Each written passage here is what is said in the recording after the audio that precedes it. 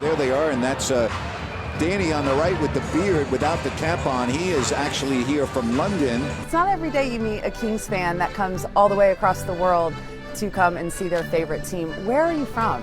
I'm from a town called Worthing, which is near Brighton, which in itself is like an hour and a half south of London. So I'm on the beach on the coast. Okay, and how long have you been a Kings fan? Since around about 92, 93, so 24 years now, quite a long time. I showed an interest. We started to catch an NBA TV show on Saturdays. It was just showing highlights, and I had to choose a team. And at that time, I had a friend who lived in San Mateo, and I had some pen pals from Sacramento.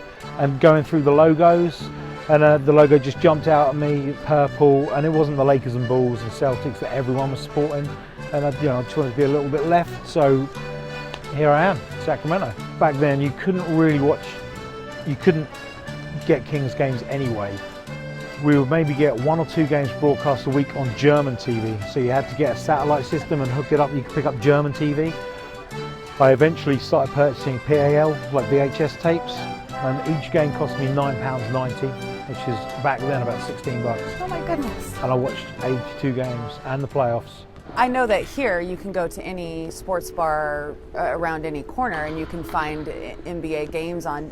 Are you only able to watch at home, or do you get to go out to the pub and also catch a game? It has to be at home. I mean, even East Coast games tip off at midnight, so there are, near me there's no American sports bars. All pubs show soccer every game, but they do not show NBA basketball. It's just home. What was it that made you come out to Sacramento for the first time?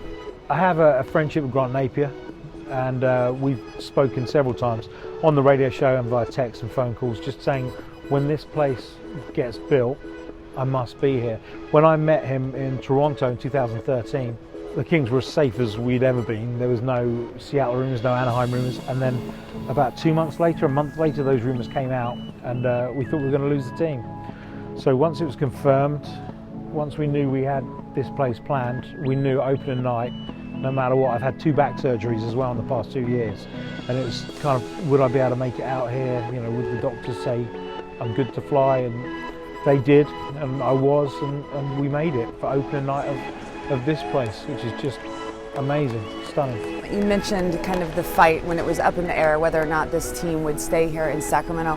What was that like as a fan back in London? It was horrible. It felt like a punch in the stomach. It wasn't, you know, I didn't pick Sacramento Kings and then if they move I drop them and pick up someone else more successful. I was a Kings fan, and had they gone, I wouldn't watch NBA basketball anymore. When you go back, or do you have any plans in the future for when you're going to come back and see us again in Sacramento? And the plan is to come back. You know, in a dream world, I'd be able to work out here and live here, because it just feels more like home than pretty much anywhere else. And it was always bizarre, having never been here, to feel that way.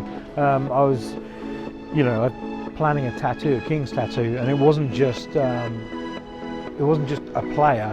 I wanted to have the gold one center on the bottom, maybe a Capitol building, the bridge, Tower Bridge, and it was Sacramento. It's everything. It's the community, the people, the players.